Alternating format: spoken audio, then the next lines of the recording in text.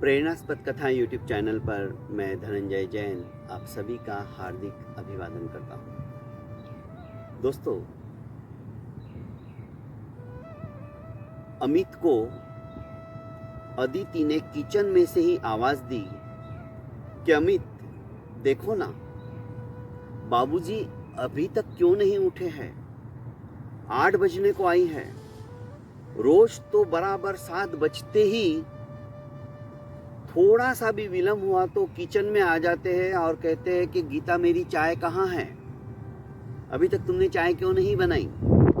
और आज 8 बजने को आ गई है, फिर भी बाबूजी आए नहीं, उठे भी नहीं है। देखो, कहीं उनकी तबीयत ठीक तो नहीं है। रात को हो सकता है समय पर दवाई नहीं ली होगी तो सो रहे होंगे, उन्हें उठाओ। क्योंकि मैं किचन में व्यस्त हूँ, तुम्हारा टिफिन भी बनाना है, सब्जी भी गैस पर चढ़ी हुई है, चाय भी मैंने रख दी है दूसरे गैस पर, जरा देखो ना प्लीज। अमित भी सोचने लगता, आज बाबूजी नाश्ते के लिए उठे क्यों नहीं है? वो जाकर उनके रूम में देखता है और कहता है कि बाबूजी उठो, 8 बज गई है, मुझे भी देरी हो रही है, ऑफिस में जाना है। पर बाबूजी के शरीर पर कोई हलचल नहीं थी। उसने सोचा हो सकता है दवाई का असर हो, जो गहरी नींद में होंगे। पर जैसे ही उसने अपना हाथ उनके शरीर पर रखा तो पूरा शरीर ठंडा हुआ था। अमित घबरा गया। उसने वहीं से आवाज दी कि जल्दी आओ गीता, जल्दी आओ। क्या हुआ? अरे देखो ना, बाबूजी कुछ बोल ही नहीं रहे हैं। गीता ने भी सोचा, जो कि अदिति थी, हो सकता है कि बाबूजी को दवाई का असर हो, मैं अभी फैमिली डॉक्टर को फ़ोन करती हूँ।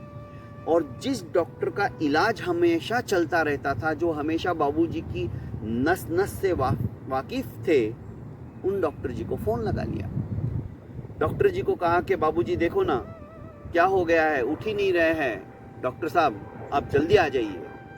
हाँ गीता, मैं तुरंत आता हूँ। और इस तरह से कह के डॉक्टर साहब ने फ़ोन रख दिया और निकल पड़े अमित के घर के लिए। जैसे ही अमित के घर पर पहुँचे और उन्होंने नब्ज टटोली तो कहा कि गीता बेटा, बाबूजी हमेशा हमेशा के लिए स्वर्गवासी हो गए, अब वे वापस लौट कर नहीं आएंगे, वे चल बसे हैं, उनकी मृत्यु हो गई है। दहाड़ मार कर रोने लगी, अमित भी रोने लगा। डॉक्टर साहब ने उनके कंधे पर हाथ रख के दोनों को समझाया और कहा कि देखो, जीवन है तो मृत्यु सुनिश्चित है। हर एक को इस शरीर को छोड़कर एक दिन जाना होता है, और यही हुआ है। और एक तरह से अच्छा ही हुआ, इतनी सारी बीमारियां थी इन्हें, और इन बीमारियों से छुटकारा आज इन्हें मिल गया है। उम्र भी करीब 80-85 की हो गई होगी। तुम इतना विलाप मत करो और इनके अंतिम संस्कार की विधि की तैयारियां करो। और हाँ, मैं डेथ सर्टिफिकेट लिख देता हूँ। क्या नाम लिखूं? मैं भी तुम्हारी तरह बाबूजी बाबूजी ही कहता हूँ, तो मुझे इनका नाम ही नहीं पता। मैं भी बाबूजी ही बोलने लग गया था। गीता ने कहा कि डॉक्टर साहब, हमें भी पता नहीं इनका क्या नाम है। डॉक्टर साहब को आश्चर्य हुआ, ये कैसे, ये कैसा अनजाना रिश्ता आपका? उसने कहा, आज से 10 साल पहले मैं बाजार से सब्जियां वगैरह लेकर घर की तरफ रवाना हो रही थी। अचानक एक बुजुर्ग, उन्होंने मुझे रोकते हुए कहा कि गीता तुम कहाँ जा रही हो? अच्छा हुआ तुम आ गई, मैं तो अपना घर का रास्ता ही भूल गया। पागलों की तरह सवेरे से घूम रहा हूँ, पता नहीं मैं रास्ता आज कैसे क्या भूल गया। अच्छा हो गया तुम दिखाई दे गई, चलो जल्दी घर ले चलो, मुझे भूख लग रही है। कपड़ों से बहुत अच्छे थे, दिखने में भी अच्छे, बोलने में भी अच्छे। मैंने सोचा शायद हो सकता है कुछ प्रॉब्लम हो गया हो और इनकी बहू या बेटी मेरी तरह ही दिखती हो, इसलिए मेरे को गीता गीता करके पुकार रहे हैं। मेरे साथ मेरे घर पे आए, मैंने इन्हें खाना खिलाया तो खाना भी इस तरह से खाने लगे जैसे मान लो 2 दिन से इन्होंने खाया ही नहीं हो। भरपेट खाना खाने के पश्चात मैंने सोचा कि अब इनको पूछती हूँ कि आप कहाँ रहते हो और इनको इनके घर पे छोड़ देती हूँ। तो मैंने पूछा कि बाबूजी आप कहाँ रहते हो, आपका एड्रेस, आपका घर कहाँ है, मैं आपको छोड़ देती हूँ। उन्होंने कहा यही तो घर है गीता मेरा, तू कैसी बातें कर रही है बावली की तरह। उल्टा ये मेरे ऊपर बोलने लगे तो थोड़ा मुझे ये हुआ। शाम को जैसे ही अमित घर पे आए तो मैंने अमित को सारी वस्तु स्थिति समझाई। तो अमित ने कहा एक काम करते हैं, हम पुलिस स्टेशन में जाकर पहले ये रपट लिखवा देते हैं कि नहीं तो इनके घर वाले ढूंढेंगे, गलत ये नहीं होना चाहिए। तो हमने रपट भी लिखवा दी। तो पुलिस वालों ने भी हमें कहा कि देखो जब तक इनका पता नहीं चलता है, अज्ञात व्यक्ति के नाम से हमने ये शिकायत दर्ज कर ली है, तब तक आप अपने घर पे ही रखो, और यदि आप नहीं रख सकते हो तो गवर्नमेंट जो वृद्धाश्रम है वहाँ पर आप इनको ले जाकर छोड़ सकते हो।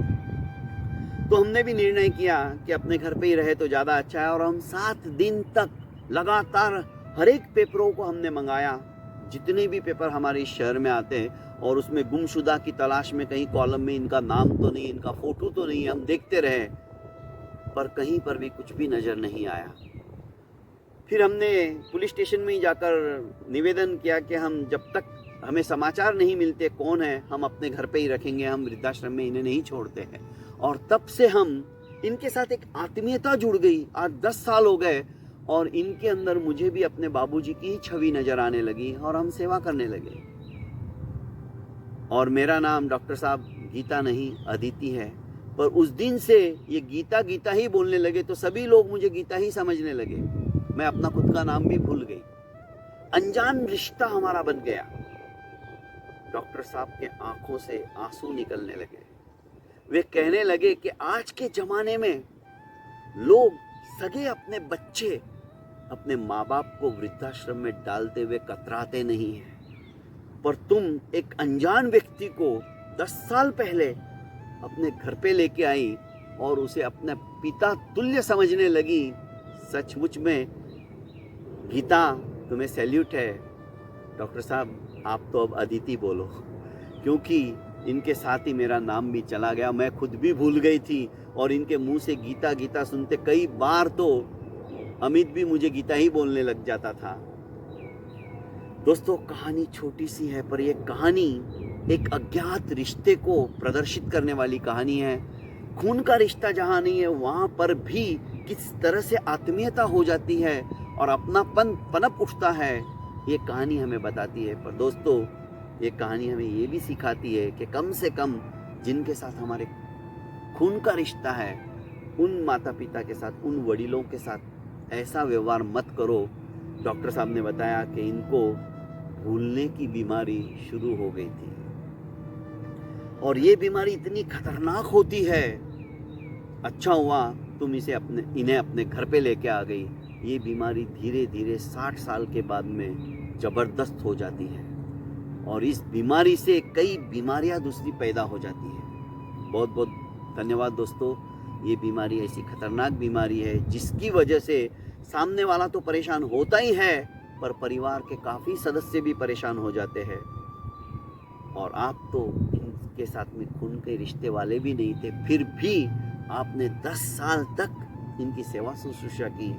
डॉक्टर साहब सोचते ही रह गए आज के परिप्रेक्ष्य में, आज के बेटों को लेकर कि भगवान ऐसे बेटे को किसी को मत दो जो कि अपने जीते जी अपने माँ बाप को बीमारी को देखकर उन्हें वृद्धाश्रम में या उन्हें संसार से विदा होने के लिए ऐसी ऐसी दवाइयाँ भी दे देते हैं कि जिनसे उनका खात्मा हो जाए, वे समाप्त हो जाए। बहुत कुछ संसार में चलता है दोस्तों। भगवान से यही प्रार्थना करता हूँ कि सबको सद्बुद्धि दे, अच्छी बुद्धि दे, ताकि उनके मन में अच्छे विचार आए और अच्छे विचारों का अनुसरण करते हुए अपने परिवार वालों को भी वे अच्छे संस्कार दे। बहुत बहुत धन्यवाद दोस्तों। मेरे इस YouTube चैनल को आपने लाइक एवं सब्सक्राइब नहीं किया है तो कर लीजिए और ज़्यादा से ज़्यादा इसे शेयर कीजिए, क्योंकि कभी कभी अनजान रिश्ते भी किस मुकाम तक पहुंच जाते हैं जो कि असली रिश्तों से भी बढ़कर होते हैं। प्रणाम।